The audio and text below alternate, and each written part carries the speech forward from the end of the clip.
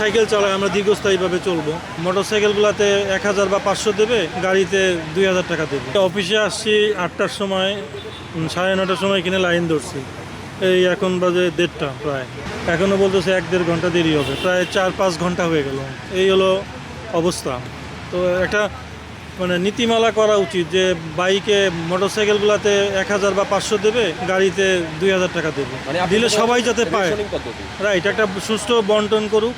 এরকম হয়তো আমরা অনেকে এরকম আছে, গত 3-4 দিন আগে আমি হয়তো 9টার সময় থেকে 12টা পর্যন্ত দাঁড়ায় আছি, তারপর যাই দেখলাম যে তেল শেষ। তারপর বলছে দেবোই না, নাই তেল, দেবো কোন জায়গা থেকে?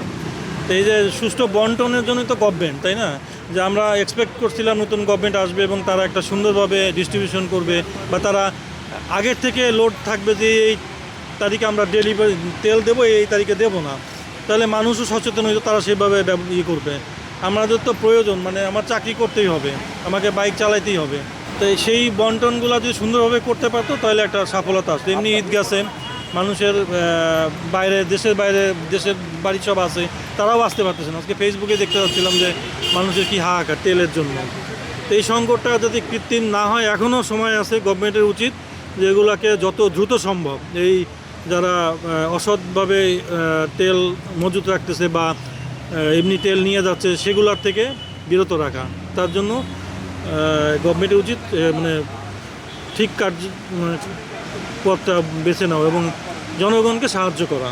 আমার মনে হয় বাঙালিরা বাঙালি অল্টারনেটিভ চিন্তাও জানে। তো আমার সাজেশন থাকবে যে যদি বাইক, আমরা যারা বাইক, আমি আমার কথা বলি, বাইক আমরা যারা চালাই, ওনাদের অল্টারনেটিভ সাইকেল ব্যবস্থা করে দিতে হবে। সে সাইকেল যদি হয়তো একটা ইনস্টলমেন্টে দিত, যে 10,000 টাকা সাইকেল 8,000 টাকায় দিচ্ছে, আমরা ওইভাবে কিনে নিতাম, সাইকেল চালায় আমরা দীর্ঘস্থায়ীভাবে চলবো, তো সব অটোমেটিকলি সব সহ্য হয়ে যাবে।